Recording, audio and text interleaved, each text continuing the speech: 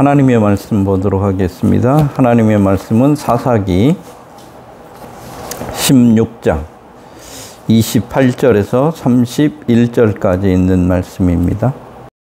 삼손이 여호와께 부르짖어 이르되 주 여호와여 구하옵나니 나를 생각하옵소서.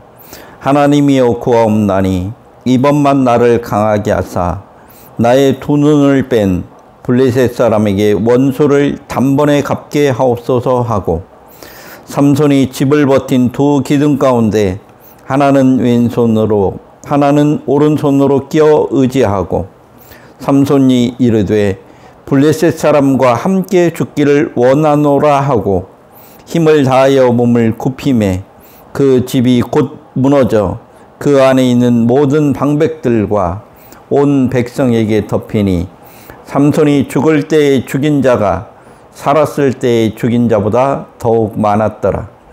그의 형제와 아버지의 온 집이 다 내려가서 그의 시체를 가지고 올라가서 소라와 에스다올 사이 그의 아버지 마노아의 장지에 장사하니라. 삼손이 이스라엘의 사사로 20년 동안 지냈더라. 아멘. 사실은 사사기는 15장에서 이미 끝났습니다. 근데 사사기를 보면 16장이 있고 그 뒤에 또 17장부터 쭉 이어지고 있습니다. 사실 사사에 대한 이야기는 15장 20절에 보면 이런 말씀이 있습니다. 뭐라고 되어 있냐면 사사기 15장 20절입니다. 블레셋 사람의 때에 삼손이 이스라엘의 사사로 20년 동안 지냈더라. 이렇게 되어 있습니다.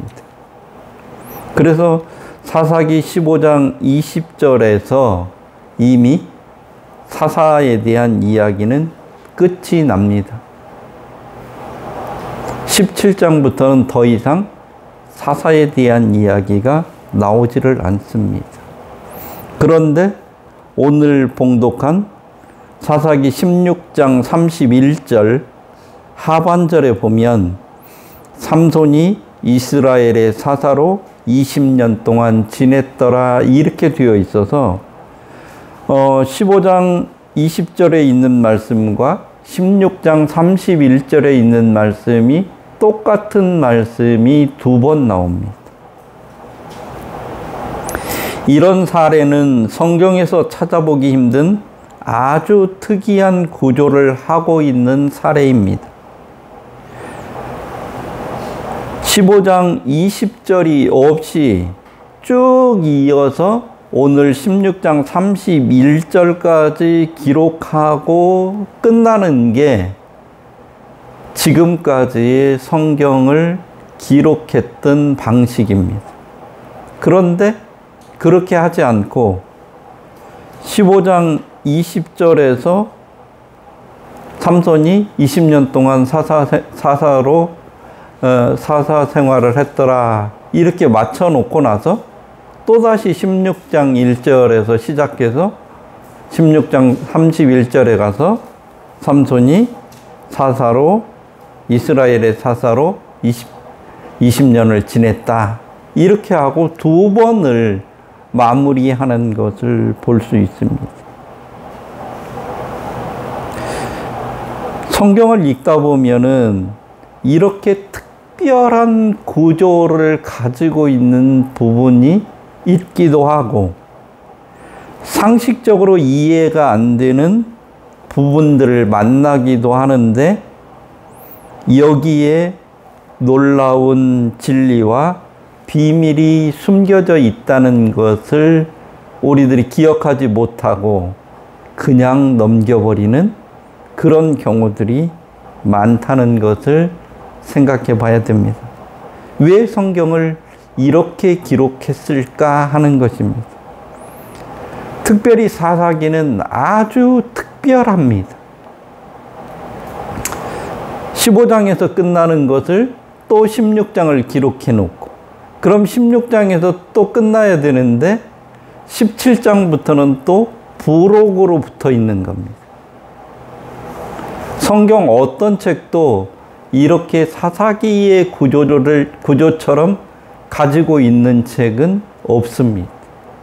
그렇기 때문에 이렇게 다른 곳과 다르게 특이한 구조를 가지고 있는 것이 우리에게 무엇을 말해 주려고 하는지를 집중해서 잘 보아야 되는데 대부분이 그냥 쭉 이어지는 이야기처럼 생각하고 넘어가 버리기 때문에 이 성경이 우리에게 무엇을 말하려고 이렇게 기록했는지에 대한 관심 없이 가기 때문에 하나님의 말씀에 대한 깊이 있는 이해가 안 되어지는 경우가 많다는 말입니다.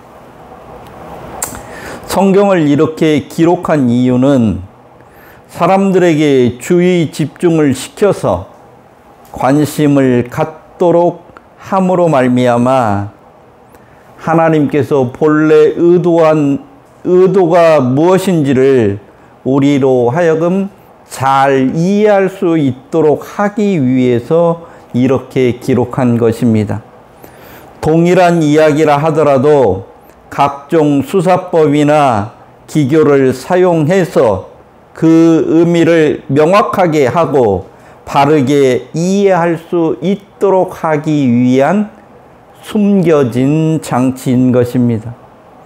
사람들은 진리라고 하면 직설적으로 단도직입적으로 아주 깔끔하고 명쾌하게 표현되어 있어야 한다고 생각하는 경우가 많은데 이렇게 하면 추상적이 될 수 있고 잘 이해할 수 없을 가능성이 매우 높습니다. 하나님께서는 우리에게 간단 명료하게 진리를 가르쳐 주실 수 있지만 아주 다양한 문학적 기교와 양식을 사용해서 아주 재미있고 흥미를 가질 수 있도록 하시면서 진리를 아주 쉽게 이해할 수 있도록 이렇게 하신 것입니다. 성경을 아주 재미있고 쉽고 잘 이해할 수 있도록 이런 많은 성경에는 장치를 해 놓으셨음에도 불구하고 사람들은 성경을 잘 읽지도 않고 알려고도 하지 않는데 만약 진리만 쭉 나열해 놓았다고 하면 어렵거나 지루하다고 생각해서 성경을 아무도 읽지 않거나 잘 이해할 수 없었을 것입니다. 그런데 하나님은 성경의 여러 가지 장치들을 통해서 사람들이 왜 그랬을까? 호기심을 갖게 하고 관심을 갖게 하고 그래서 성경에 더 집중하고 잘 이해할 수 있도록 이런 장치들을 사용했다고 하는 것입니다. 하나님의 말씀이 인간의 언어로 글로 기록되고 문장이 되고 책이 되었기 때문에 거기에는 다양한 문학적 양식이 사용되고 있고 감히 인간이 흉내낼 수 없는 다양함과 절묘함, 풍미와 수사학적인 기교와 표현들이 담겨 있습니다. 그래서 성경에는 시도 있고 소설도 있고 산문도 있고 역사도 있고 신화도 있는 다양한 장르의 문학적 양식들이 사용된 것입니다. 성경은 이런 것들을 사용해서 하나님의 의도와 인간의 실상을 올바로 깨닫기 위해 기록된 것입니다. 특별히 사사기는 성경의 그 어떤 책보다도 고급스러운 문체와 문장 구조를 가지고 있고 하나님의 지혜를 보여주고 있는 책 중에 하나입니다. 사사시대의 역사적인 기록이면서도 다양한 풍자와 위트를 통해 하나님이 무엇을 말씀하시고자 하시는지를 밝히 드러내주고 있어서 그 어떤 동화책이나 영웅담보다도 흥미를 불러일으키는 책이기도 하고 지금 우리의 현실을 아주 적확하게 이해할 수 있도록 하는 유용한 지혜를 제공해 주고 있는 책입니다. 오늘 삼손 스토리 전체를 통해서 이런 일면을 맛보는 소중한 시간이 되었으면 좋겠습니다.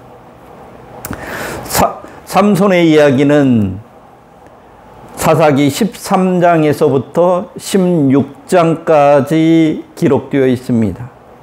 이 중에서 13장부터 15장까지에는 여호와의 영이 일한다는 표현이 자주 등장합니다.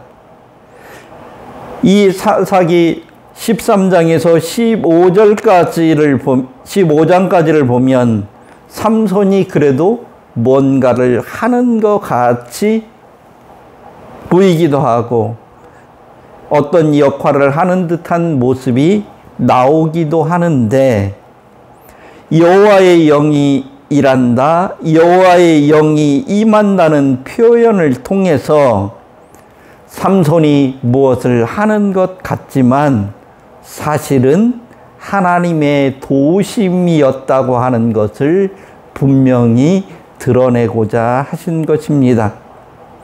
그래서 이야기의 초점이 사사인 삼손에게 있는 것이 아니라 하나님이라는 것을 사람들로 하여금 분명히 깨닫도록 하기 위해서 사사기 13장에서 15장까지는 하나님의 영이 임했다, 하나님의 영이 일하신다, 이런 표현이 계속해서 등장하고 있는 것입니다.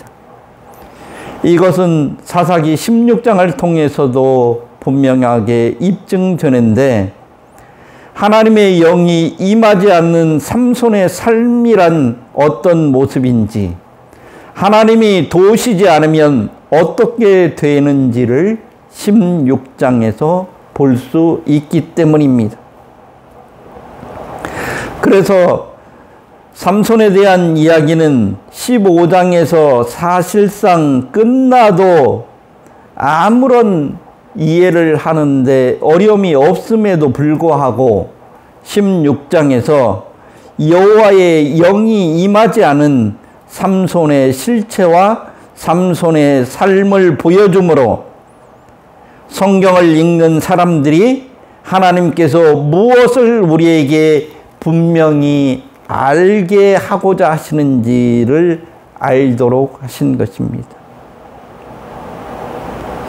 13장에서 15장까지는 여호와의 영이 등장하고 삼손의 머리에 대한 언급이 없습니다.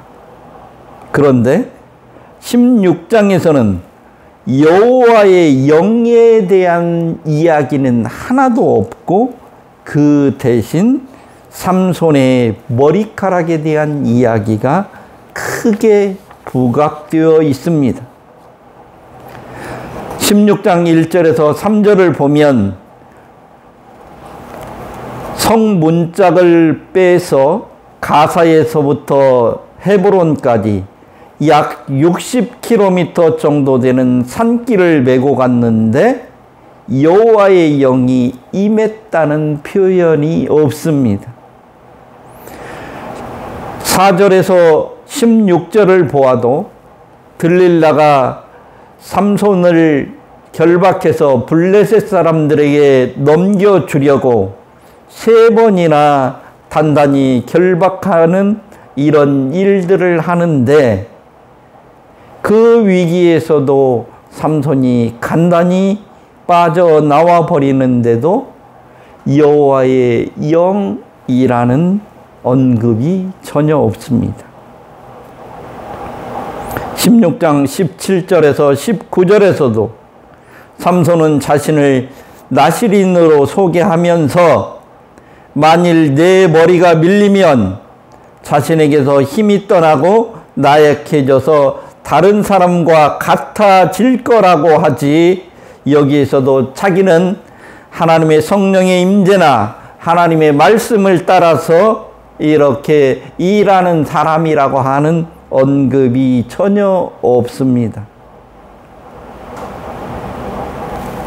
이런 기록들을 보면 13장에서 15장까지는 삼손이 어떤 사람인지와 상관없이 하나님의 영이 임해서 삼손을 어떻게 사용하는지, 삼손을 어떻게 도우시는지에 대한 기록인 반면에 이 사사기 16장은 하나님의 영이 임하지 않는 삼손의 모습이 어떤지를 대비시켜주고 있다 이 말입니다. 사실은 16장이 없어도 15장까지만을 가지고도 충분히 우리가 하나님의 뜻을 이해할 수 있습니다. 그런데 하나님의 성령이 임했을 때의 삼손과 하나님의 영이 임하지 않았을 때의 삼손의 모습을 대비시켜 줌으로 말미암아서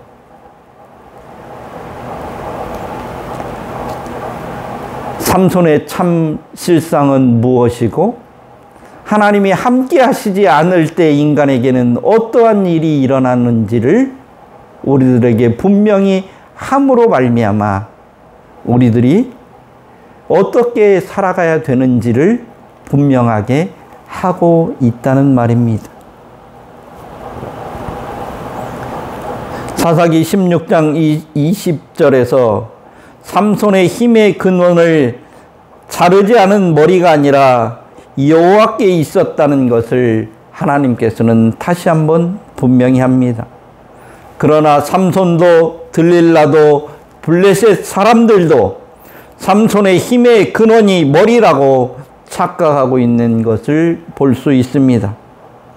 여기서 참 재미있는 대조를 하고 있는 것을 볼 수 있는데 17절에서 삼손은 만일 내 머리가 밀리우면이라고 하고 있지만 성경은 20절에서 여호와께서 이미 자기를 떠난 줄을 깨닫지 못하더라고 기록하고 있어서 머리카락에 무슨 힘이 있었던 것이 아니라는 사실과 하나님의 영이 함께해 주시지 않으면 삼손이 그 어떤 능력도 행할 수 없었던 사람이라고 하는 것을 분명하게 대조시켜서 보여주고 있습니다.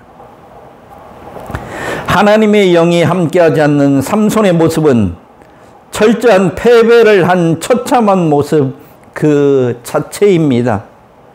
삼손의 눈을 뽑고 끌고 가서 놋줄에 매고 그가 엄청난 힘자랑을 했던 가사에 있는 감옥에서 맷돌을 돌리게 함으로써 하나님의 영이 함께하지 않는 삼손이 어떤 모습이라고 하는 것을 분명히 보여주고 있는 것입니다. 하나님이 함께하지 않는 삼손, 그는 눈을 뽑힐 수밖에 없었고 놋줄에 매여서 감옥에서 맷돌을 돌리는 한낱 짐승과 다름없는 그런 사람일 뿐이었습니다.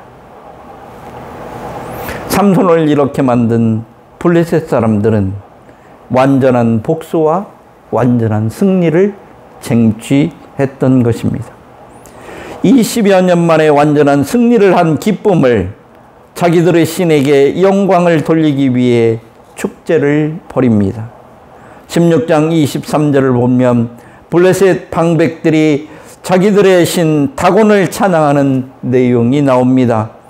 우리 신이 우리 원수 삼손을 우리 손에 넘겨주었다 하고 다 모여 그들의 신 다곤에게 큰 제사를 드렸다고 기록하고 있습니다.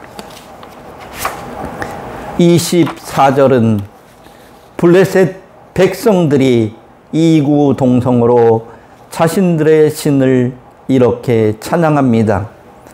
우리의 땅을 망쳐놓고 우리의 많은 사람을 죽인 원수를 우리의 신이 우리 손에 넘겨주었다 하고 자기들의 신을 찬양했다고 기록하고 있습니다.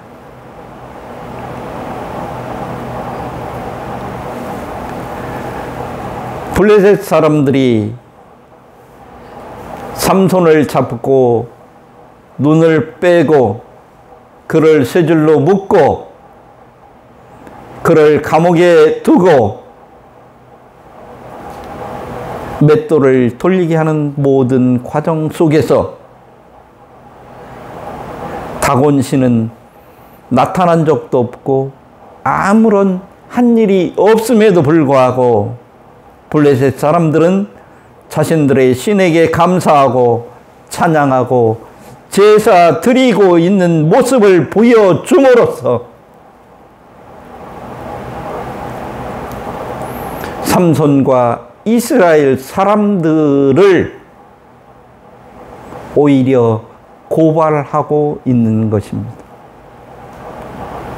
하나님께서 직접 나타나 자기들을 위기 속에서 구해 주셨음에도 불구하고 그때마다 삼손과 이스라엘 백성들은 어떤 반응을 보였습니까? 감사하기는커녕 아무런 반응이 없었습니다. 오히려 자기들이 잘해서 이러한 승리를 쟁취한 것처럼 여기고 하나님에게는 아무런 감사를 하지 않았다는 것이 사사기의 기록입니다. 사사기에서 드보라와 바락이 가나안 왕을 이긴 후에 여호와를 찬양한 것 딱 한 번 외에는 하나님께 감사하거나 찬양한 적이 없습니다. 이스라엘은 자기들의 욕심을 채우기에 바빴고 하나님께서 승리를 안겨주셨지만 그때마다 여호와 하나님을 떠나기에 바빴던 것입니다. 삼손은 자기의 명예를 지키기 위해 자기의 알량한 자존심이 깎이는 것을 걱정해서 여호와를 2번 부른 적이 있습니다. 15장 18절에 나와 있는 것처럼 자기가 목이 말라서 죽을 지경일 때와 16장 28절에 있는 것처럼 자기 자신이 블레셋에게 수치와 조롱을 당할 때였습니다. 이것은 기도도 하나님을 높이는 것도 하나님을 찬양하는 것도 아니고 결국은 자기의 원수를 갚게 해달라는 것이요 자기가 위험하고 절박할 때에 살려달라는 외마디 외침일 뿐이었던 것입니다.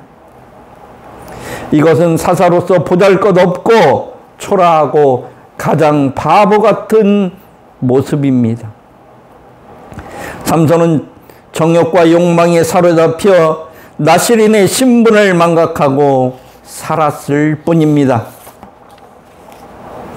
그래서 삼손 이야기는 15장에서 끝났지만 16장을 통해서 여호와의 영이 임하지 않는 삼손의 적나라한 모습과 삶을 보여줌으로써 삼손 이후의 삶을 살아갈 이스라엘에게 어떤 삶을 살아야 하는지를 분명하게 깨닫게 하기 위해서 이 말씀이 기록되었다는 말입니다. 이것은 오늘을 살고 있는 우리들을 위한 말씀이며 우리의 신앙 상태를 보여주는 거울과 같은 것입니다. 16장 30절에 삼손이 이르되 블레셋 사람과 함께 죽기를 원하노라 하고 힘을 다하여 몸을 굽히매 그 집이 곧 무너져 그 안에 있는 모든 방백들과 온 백성에게 덮이니 삼손이 죽을 때 죽인 자가 살았을 때 죽인 자보다 더욱 많았더라고 기록하고 있는 이 말씀은 칭찬의 말씀이 아닌 것입니다. 삼손은 죽으면서 블레셋에게 엄청난 피해를 주었고 자신의 원수를 갚았지만 삼손의 삶은 나실인으로서의 삶이 하나님의 영이 임한 사람의 삶이 한 사람도 살려내지 못하고 살아있을 때도 죽이는 일만 하고 죽을 때에는 더 많은 사람을 죽이면서 스스로 자멸하고 있는 것을 보여주는 것입니다. 이것은 하나님께서 사사인 삼손에게 기대한 삶이 아니었습니다. 제사장 나라로 선택받은 이스라엘 백성들에게 원하시는 모습이 아닌 것입니다. 하나님은 이스라엘을 회복하고 인간을 구원하기를 원하시지 애굽을 죽이고 가나안을 죽이고 이방 민족을 다 죽여버리는 것을 바라지 않는다는 것을 우리들이 기억해야 됩니다. 하나님의 선택을 받은 이스라엘 사람들이 하나님의 말씀을 따라 삶으로 행복하고 평안한 삶을 사는 모습을 보고 이방 사람들도 참 신이 누구인지 어떻게 사는 것이 인간답게 사는 길인지를 깨달아 하나님을 누리도록 하는 것이 하나님의 뜻입니다. 하나님의 의도는 회복시키고 구원하고 살려내는 것이지 다 죽이는 것이 아니라는 말입니다. 삼손 이야기는 이스라엘인들에게도 성도들에게도 하나님의 은혜를 받은 자로서 어떻게 살아야 하는지를 반면교사로 삼도록 보여주고 있는 것입니다. 삼손은 하나님께 선택을 받아 사사가 되었음에도 불구하고 자신의 욕망에 사로잡힌 삶, 계속하여 이방 여인을 찾아다니는 삶을 살았습니다. 그리고 결국은 이방 신들을 섬기는 사람들보다도 못하는 삶을 사는 모습을 보여주었습니다. 온갖 고난과 극심한 어려움을 겪은 후에야 기도 아닌 기도를 하는 모습입니다. 삼손의 모습, 이스라엘의 모습이 바로 오늘날 우리의 모습과 너무나 흡사하지는 않습니까? 그러함에도 불구하고 하나님께서는 끝까지 삼손과 이스라엘을 도우셨습니다. 하나님께서는 삼손을 통해 당신의 놀라운 권능을 나타내셨습니다. 비록 삼손은 죽었지만 블레셋 사람들은 삼손과 함께한 여호와의 권능을 보았습니다. 하나님의 권능 앞에 자신들의 신인 다곤이 자신들을 전혀 보호하지 못한다는 사실을 알게 되었습니다. 이런 은혜를 입었음에도 불구하고 이스라엘은 스스로 여호와를 버리고 이방 신들을 섬깁니다. 이방 민족들에게서 이방 신을 섬기라는 압박을 받은 것도 아님에도 자발적으로 이방 신을 섬겼습니다. 그리고 결국은 이방 민족에게 고난을 당하고 극심할 어려움을 겪는데 이것이 삼손의 모습이요 이스라엘의 모습입니다. 삼손은 압제자와 전쟁을 완수하지 못하고 전쟁에서 죽은 유일한 사사라는 불명예를 갖게 되었습니다. 수라와 에스다올 사이 마하네단에서 성령의 감동으로 사사일을 시작한 삼손이 이제 시체가 되어 원래의 자리로 돌아왔습니다. 삼손의 죽음이 비참한 최후인지 그래도 마지막이라도 자신을 던져 영광스러운 최후인지는 각자의 신앙과 판단의 영역으로 남겨둡니다. 왜냐하면 이것이 성경이 우리에게 가르쳐 주시기를 원하는 핵심 내용이 아니기 때문입니다. 이 부분을 어떻게 받아들이는지는 자기의 신앙의 성숙도에 따라서 알아서 판단할 문제라고 생각합니다. 성경은 삼손이 잘했는지 못했는지를 우리에게 가르쳐 주려고 하는 게 핵심이 아니라는 말입니다. 삼손 이야기는 하나님을 난관 극복, 위기 탈출의 수단으로만 쓰는 것이 아니라 평화와 안식과 기쁨과 자유와 행복을 누리도록 하시는 우리를 사랑하는 분이 누구신가를 올바로 깨닫게 하기 위해서 기록해 주신 말씀이기 때문입니다. 하나님은 우리에게 참된 평화와 안식과 자유와 행복을 주시는 이 천지 만물의 주재자이심을 분명히 깨닫는 성숙한 신앙인이 되라고 우리에게 말씀해 주시고 계신 것입니다. 삼손 이야기는 잘못된 인간의 사랑 이야기지만 이를 통하여 삼손과 이스라엘을 구원하시는 하나님의 사랑 이야기이며 하나님께서 자기 백성 이스라엘 자손에게 베푸신 긍휼이요 구원이며 우리를 향하신 하나님의 계획을 말씀하고 계시는 것입니다. 하나님은 한 번 선택한 그의 백성, 하나님께서 계획하신 그 일을 하나님께서 분명히 이루고 계신다는 것을 우리에게 말씀해 주고 계시는 것입니다. 우리가 하나님 앞에 귀한 존재로 하나님께서 우리에게 주시는 복을 누리며 사는 존재로 이 세상을 살아갈 것인가? 아니면 하나님의 백성이면서도 하나님의 백성답지 못하게 세상 사람보다도 못한 그런 삶을 살 것인가는 자기의 선택의 문제입니다. 어떻게 산다고 그래서 하나님의 일이 성취되지 않는 법은 없습니다. 우리가 잘한다고 그래서 하나님의 일이 잘 성취되고 우리가 불순종하고 마음대로 한다고 그래서 하나님의 일이 성취되지 않는 것이 아닙니다. 성경은 이 삼손의 삶을 통해서 하나님이 영이 함께 해주시고 하나님이 우리에게 말씀하시면서 우리를 하나님의 복을 누리는 사람으로 이 땅을 살아가도록 우리를 초청하고 있다는 말입니다. 이것을 깨달아서 이 말씀을 따라 사는 사람들은 복된 사람이 될 것이고 이것을 깨닫지 못하고 살아가는 사람들은 개, 돼지와 같은 삶을 살 수밖에 없다는 것을 깨달아야 된다는 말씀입니다.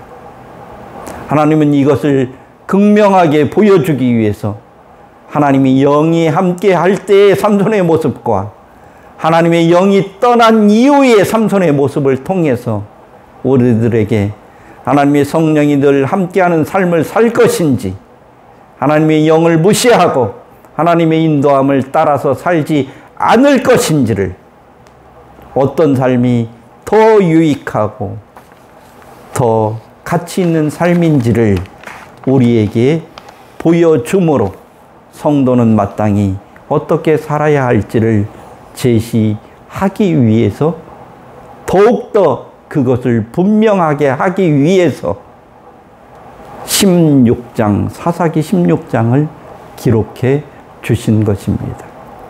아무쪼록 하나님의 성령을 따라서 사는 복된 인생들이 되었으면 좋겠습니다.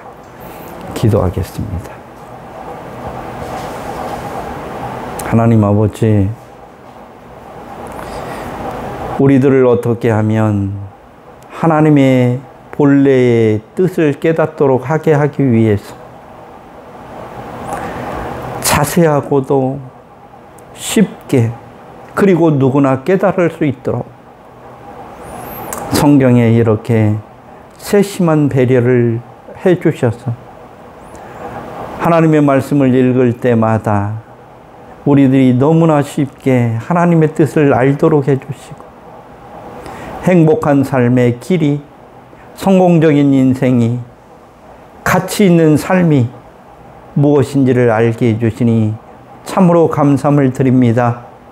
하나님, 세상 것에 눈 돌리고 그것에 현혹되어서 우리가 행복을 누리는 이 길을 포기하지 않도록 날마다 주의 성령께서 우리들을 일깨우시며 인도하여 주옵소서.